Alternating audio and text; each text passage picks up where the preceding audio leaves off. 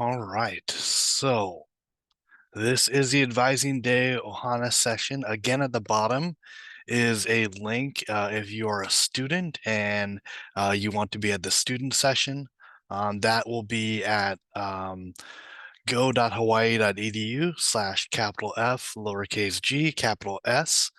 So feel free to pop in there if you are a student and you want to get that information. So we have about 40 minutes here to cover all the information for Ohana. So first of all, probably the big question, what is Ohana? So it's all the people that are supporting the student. So I would like to say everybody but the student that is still has an interest in what's going on here. So as I kind of move through this, again, if there are questions, put them in the chat or the Q&A, and we'll be happy to answer them there.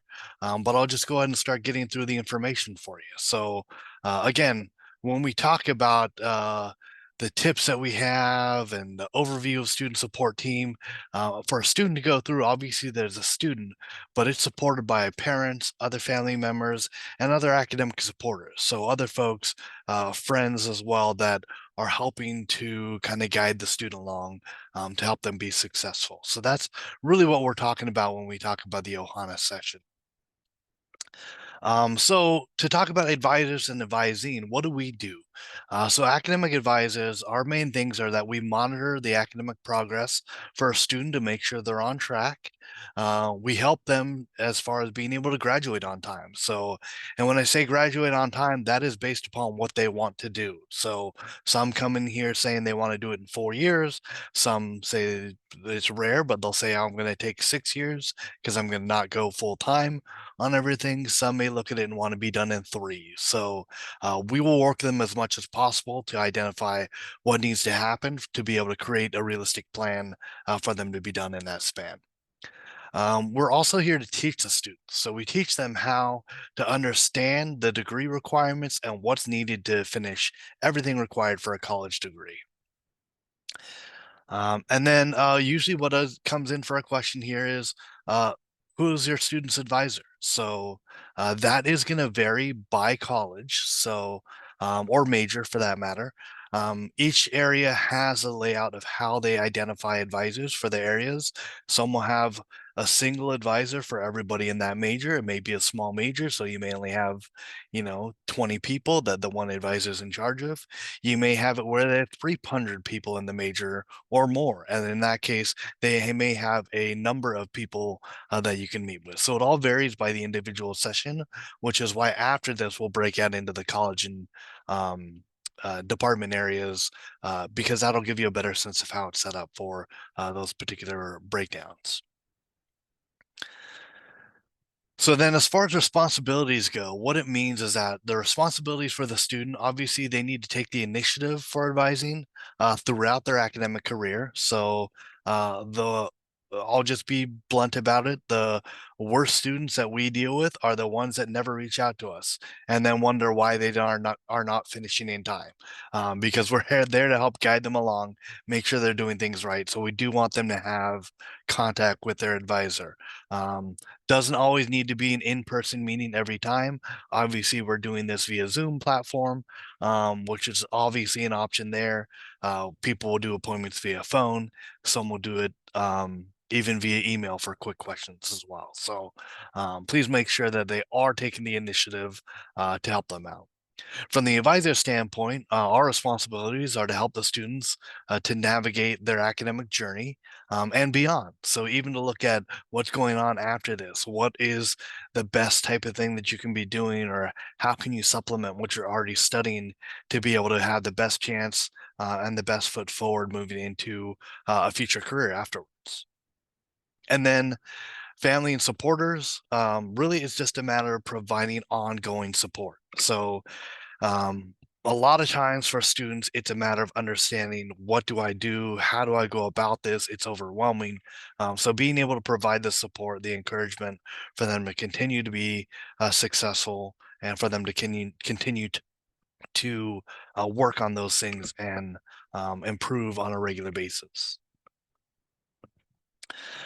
So then the next thing that I'll cover, because this is the Ohana session, is something called FERPA, which is the Educational Rights and Privacy Act of 1974. So this is a policy, a U.S. policy that affects students.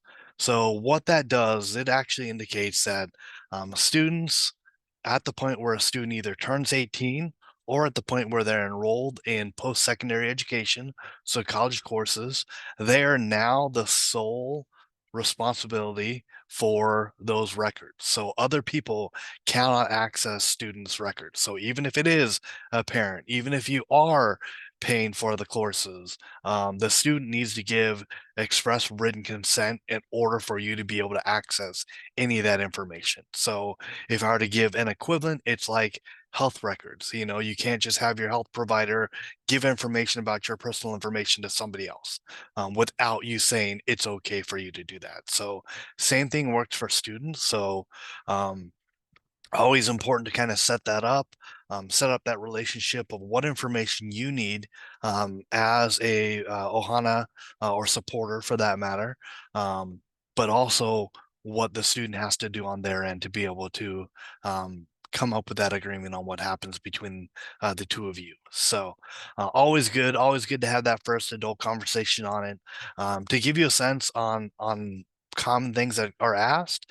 We'll get questions like, is John showing up to class? And our answer is almost always, actually pretty much always, going to say, I don't know, you're going to have to talk to John. So, in other words, that's where it shifts, especially from a high school to a college standpoint, is you're not going to have that ability to just kind of get those individual updates on what's going on. You do have to have a conversation with the student about that stuff. Um, on the other side, I don't even need to have you on screen to see this. Some of you may be kind of like chuckling to yourself inside because you're saying, I already know my students' login and password, and I can go in and see how they're doing in all their stuff. Um, well, I want to kind of forewarn you about that. Just a personal situation that I dealt with as an advisor in the past, which is that we had a student who was signed up for classes, and their mother decided, I don't think this is the right course for you to take, drop them from the course, added a different course instead. That student never attended the course that they were added to, was attending the course that they were dropped from the entire semester, and then at the end of the semester wondered, why do I not have this one course on my record and why do I have an F in the other one? And when they appealed it to say, well, I didn't make this change, the university actually looked at the login and said, actually, you as a student logged in on this date at this time and switched your courses.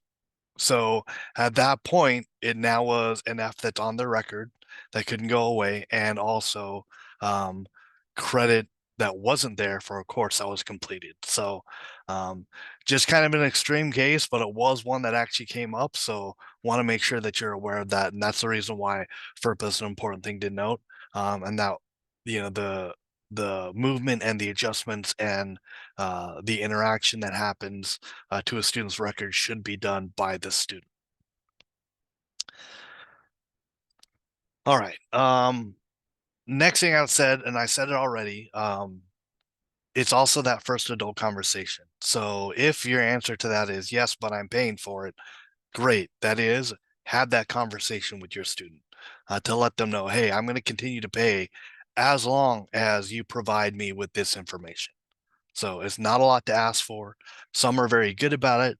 Some it may be a challenge, but all if you're paying for it, I say all you have to do is hold that purse string over their head and say, nope, that's okay. Since you didn't provide this, we're not paying for your next semester. So that way it's a kind of a agreement made between two adults as far as that information that may be needed. All right, so next I'm going to go over the timeline. So that you know kind of how it's set up here at University of Hawaii at Manoa, we are on a semester system. So we have a regular fall semester and a spring semester. So fall is from mid-August to mid-December. Spring is from mid-January to mid-May. And then summer, of course, is in between that. So from late May to August. So we're in the middle of summer right now. So those are the times that the students are going to be in classes. relatively. So you can always look and see an academic calendar online to see more specific dates. For those of you from not from Hawaii, there are a number of holidays that they may not be used to seeing, or you may not be used to seeing because they are Hawaiian holidays. So it's important to make sure that that is understood when they have that, or when they have other U.S. holidays where they actually do have class that they go to. So just keep that in mind, why that's important to look that up under an academic calendar. Then advising is what they need to do, and that's why we're here. So advising happens, easiest way for me to put it, before they register. We want to advise them before they register so that they have the best set of information so that they can register for the appropriate courses. And then lastly, they register. So registration happens in November and April. So this is actually with the advising and registration piece. This is where you can help us out. So this is where the Ohana can help by actually providing information. And it's not a lot of work. All it is I'm going to have you remember a couple of dates. And this is just an easy way to remember it. Those dates are Halloween and spring break. So you all know Halloween, end of October. Spring break for us usually happens in about mid-March. Um, so my way to look at it is to say, when you're coming in and if you've reached Halloween and you haven't had a conversation with your student yet about, hey, what are you thinking about for the next semester? Then you might need to be a little scared because they register in November. So August or October 31st is right before November. Therefore, they might have to still get an appointment set up with advising and then select their courses and get set up for everything. So again, we've got about I'd probably guess about 50 or so advisors for the campus, for all about 13,000 students that are on the campus. So, in other words, it can get busy when everybody's registering around the same time as far as advising appointments go. So that's why I say by Halloween, you should have that first conversation of what are you looking at doing next semester? Doesn't need to go anything beyond that, but at least to get it in their head that they need to start thinking about the next semester. If they're coming from a high school setting, they're not used to thinking that far ahead of time, or they've got kind of it all set up already. Usually about 75% of their courses are already decided for them. So all they need to do is choose a couple of them that they need to do. So in college, they need to choose every course on there. So we want to make sure they're doing that early enough. Then for the spring, same thing happens, but it's for spring break. I've always, this is just the way I do things, but I sometimes suggest go ahead and hold the spring break plans over their head and say, if you haven't started setting up your advising appointment so you can get set up for things afterwards, then you know what, that trip to Europe that we're doing over the spring break is not going to happen. So you'll be surprised at how motivating that is for them to say, okay, you know what, let's go ahead and do this. So it might be something as simple as, we're not paying for you to come home during that time.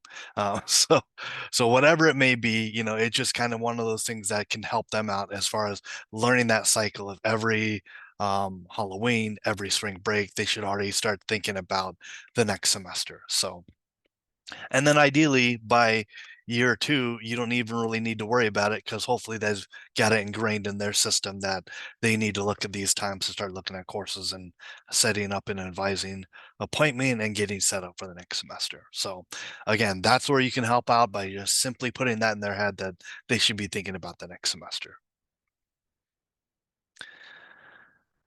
So then after that, the actual advising appointments, it's important to know that the way they can schedule it, they can schedule different modalities. And I mentioned this earlier that they can do it in person, they can do it over the phone, they can do it via Zoom, over videos. And the way that those are offered, it varies by each college and school. So some of them we've got a few that will also do it as like group appointments for some of their appointments. So just they can double check and they can always reach out to their advising office to be able to see how those are set up and set up an appointment appropriately. There are even ways for some of them to be able to schedule it online easily. So then that way they don't have to, I guess the easy way to put it, interact with another human to set it up. So they do have that ability, but At the same time, we're always there to help out if they're unsure how to get that set up, and we'll help them get those appointments set up. What they need to do to prepare for those advising appointments. So, easiest things, and this is why what that conversation that you have can kind of prompt is that they should be trying to figure out what things do they need to figure out, what needs to be clarified for their program that they're going to have, what questions do they have about courses, like for instance, what's the difference between these two courses, and it might be a matter of, oh, they're different time periods, so you may or may not need to take one before the other. Um, and then they can already start before the appointment thinking about courses that they want to take. Like there may be an introductory course and they're looking at it going, well, I want to take the intermediate course next semester. And for them to have that information already under their belt ready to go can really help out as far as the advising appointment goes. So the hardest appointments for us is for them to come in and simply ask, when we ask, all right, so what can we help you with for today? And the answer is, I don't know. I was just told to get to an appointment, and that's it. So we want to be able to kind of help them out, but in order to help them out, we need to know what it is they want to try to get accomplished during that appointment. And then for registration, these are a couple of things for you to know. First of all, students register for classes using our STAR system, and they're actually in the student section getting a tutorial of what all that looks like and how it works. So the STAR system, that gives you a website there, star.hawaii.edu. Also, there's a link to a YouTube video, and that is something that anybody can access that kind of shows you how to register at UH with STAR. So it kind of gives you screenshots and videos to show how you go about setting up a schedule using that STAR system. It's a really intuitive system for those of you who have gone to college already and have used a system like this. If I'm perfectly honest, what it looks like now compared to what at least I dealt with when I went through college is completely different and a heck of a lot easier than me trying to figure out a call number and then watching a giant screen to see whether or not the course filled up, and then hopefully registering for it. So this a lot different now, a lot more kind of live for what the student's able to see. So it does give them a lot of flexibility in doing that. All right, and then next thing that I'm going to cover is really the anatomy of a degree. So a student's major is not all they have to do. So what we're looking at here is these are kind of the areas in general that a student needs to complete. So first of all, they have something called general education, which are the courses that every student kind of needs to take for the university. In fact, it's probably at every institution has these kind of general education requirements. So for us, we divide it into two areas: foundations, which are more foundational courses like English and math, and global topics. Um, and then there's diversification, and that's that breadth of courses that they need to complete. So that's anywhere from art, humanities, and literature to the natural sciences to the social sciences. Those are all those courses and all the different subject areas that students need to complete. Um, Now, some of those courses may kind of overlap. So, for instance, if you're a psychology major and you take Psych 101, well, it's going to be a social science for diversification, but it's also probably required as a psych major to take that 100 course. So that is kind of the general education part. Below that are graduation requirements. These are things that are a little more specific to University of Hawaii at Manoa. So in particular, I'm talking about the focus areas. So what focus areas are these are subjects that students need to complete or have addressed. So they include things like Hawaiian Asian Pacific issues, ethical issues, oral communication, courses that are writing intensive. So they need to have them covered. They don't necessarily need to be separate courses that are completed for a focus. So they might take something like an ethnic studies 101 course, which counts for diversification social science, but it also counts as a Hawaiian Asian Pacific issues course because it covers both areas here. So definitely look at those. They may have some in their major that are already laid out and have the requirements covered. So they can be seen that way as well. After the focus requirements, the next area after that is Hawaiian or second language. Some majors, not every major, so that's why there's an asterisk next to it, require you to do a second language, so completion of a language. Those that do require 2 years of it. Those that maybe do it partially, maybe only require 1 year. Others may not require it at all. Just depends on what the major is and how things are set up. And that's something that should be asked to the college or school, whether or not there's a requirement specifically for a language area. Now, if a student has things, and I know it was talked about a little bit earlier, and it is going to be talked about in the student section, if a student has done courses already in a particular subject area, a language area, and wants to start a higher level, they can do so. They just need to do a placement exam to see what level they're going to start at. Then the last two requirements from a graduation standpoint are credits. So there's a minimum number of credits that need to be done for every student. So the minimum is 120 for any major. On top of that, some of them will say that you have to have a minimum number of upper level credits. So courses that are numbered 300 or higher. And then everybody needs to complete at least 30 credits at UH Manoa. That's kind of our um, UH requirement for UH Manoa, that you need to have 30 credits done from here. So for those starting off as freshmen, that's obviously not going to be a problem because you've got a whole lot of courses to complete. Those that transfer might, be a little bit closer um, to finishing and may need to take extra courses to meet that 30 credits. And then GPA wise, then your major or your college is going to identify what GPA requirement is that you need to maintain or finish with in order to graduate. So none of them are going to allow you to graduate with less than a 2.0 GPA because that's a minimum for the university to be in good standing. So that's why that is there. But some may require a higher GPA that you need to meet within that particular subject area. All right, so those are the general things and graduation requirements. Next, you've got major requirements. So this is the set of courses that are required for whatever major, whatever focus a student is going into. So that can range anywhere from about 30 credits to 85 credits, depending on the major. So knowing that that's going to be where they really want to work with their advisor for their department or their major or their college to be able to identify what courses are needed and how many are needed to be able to finish everything. So those vary, and obviously for all of our, 100, 200 majors that we've got here, it's a lot of different options that are within there. Next are minors. So minors are not required. However, if a student wants to do a minor, it's a set of courses that are needed to specialize a little bit in an area, but not due to the extent of what's required for a major. So most minors are about 15 credits in size. They can be as much as 35 credits for a minor for that matter. So knowing that, it may be a matter of how can you fit that minor in. Again, some majors that have a lot of 30 credit major um, will have a lot of elective room that they can put a minor into. An 85 credit major may not have any room to put any minor courses. So just keep that in mind as your student is looking through there.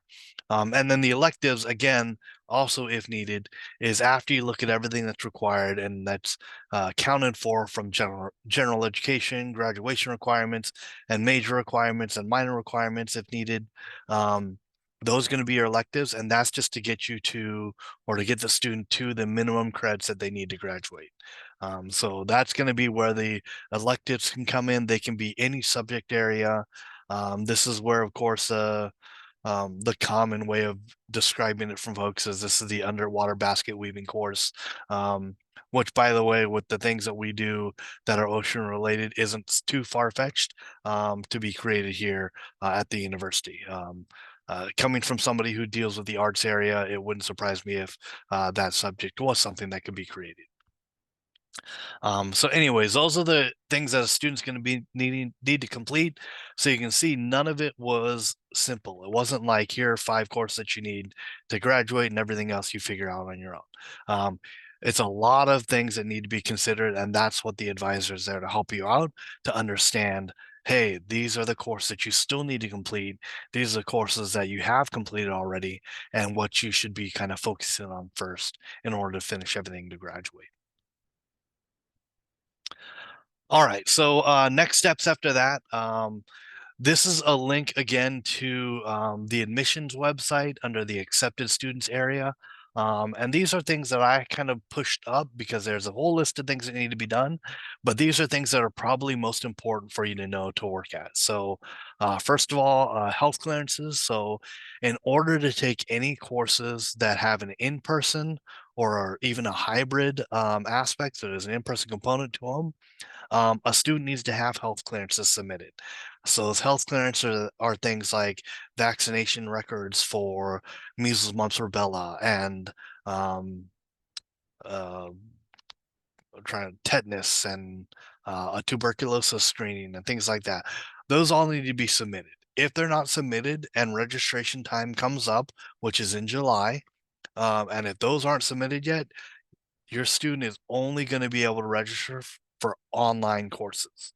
So that's why it's important to get these done ahead of time, which is why, even though I think it's ninth on the list there, I prioritize it as number one right now because it's probably the most common of things that is not completed yet for incoming students.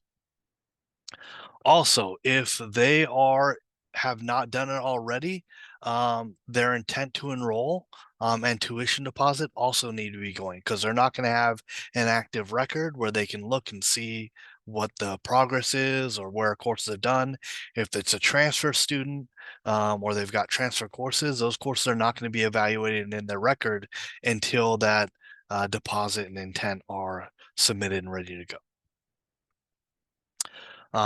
After that, individual academic advising, if your student feels that it's needed, then that is something that we now are doing this at this time because it gives you a full month before registration times are going to come around. So that way you have time to be able to kind of set that up and um, set up an appointment as needed. And that's going to be where the college and school sessions later will be able to help kind of identify what needs to be done there. Again, it's not required to be done before they start registering, but it is sure helpful that they do see somebody at a time so they know how to deal with things that they may face when they go to register. And then lastly, transcripts and test scores. So again, if they have test scores like AP, IB, just make sure that those are sent to the university so that we can show that they actually completed those things and grant them the appropriate credit for them. If they have any transfer transcripts, we do need those transcripts, official copies of them from the institution that the student went to. And of course, if it's high school, they do need the final high school transcript because we do like to see that they actually graduated because their transcript that they sent in for application probably did not have their final grades from their senior year. So we do want to make sure those final ones are in so that we can have them continue as a student moving forward. All right, so those are the next steps. Again, I'm going to re-highlight on here because of the fact that these are all open, so even Ohana can take a look at them and learn a little bit more about things. So what we've got on here are we've got the new student advising online tutorials, which are videos that are on there that will go over information for about different aspects of being a new student. So that's just at the link below here, go.hawaii.edu, capital H, lowercase c, capital F. But again, they're all on YouTube, so they can be done asynchronously and, watch if you want. You could binge watch all, I think, 9 of them if you wanted to see those as well. But again, very helpful just to be able to see the information there and kind of visualize some of what's going on within um, the things that new students need to know about. Also, to note on that, on the YouTube videos, the description of them also have a link to an update um, document because when the videos are created and now some of them there's a little bit of changes, so we do have an update list of updates that are relevant to the 2024 academic year. A couple of them actually deal with websites that have changed location, so that way you have the right place to go to as well. So then up next after this, and we're coming to kind of the end of what is going on with this session, we have the college and school information meet and greet session. So someone will have short presentations on there. Most of them are done by about 10:30, and then afterwards they have time that you can either touch base and answer individual questions for the individual college, and then also there are some other supporting offices that are have sessions, and those for the most part are starting around 10:30. So it allows you to see your the college information and then jump to the other one, and even jump back into the college one after if you desire to do that. Or if you're in between, like I'm thinking about this major and doing this major as well. So I'd like to hear them both. It gives you a chance to be able to hear from both of them for that matter. Um, and again, to get to that, it's this, and again, we give you the link to be able to find that, go.hawaii.edu/AG capital X. And that'll bring you to the exhibitors or the advising day page. And you can click on the exhibitors area, and each of the tiles has a different college or school that you can go and check out. So you can click on it, and then usually you would click on then register for it, and then it would give you that link to the individual session. So that way, that's the next place where you would go after this.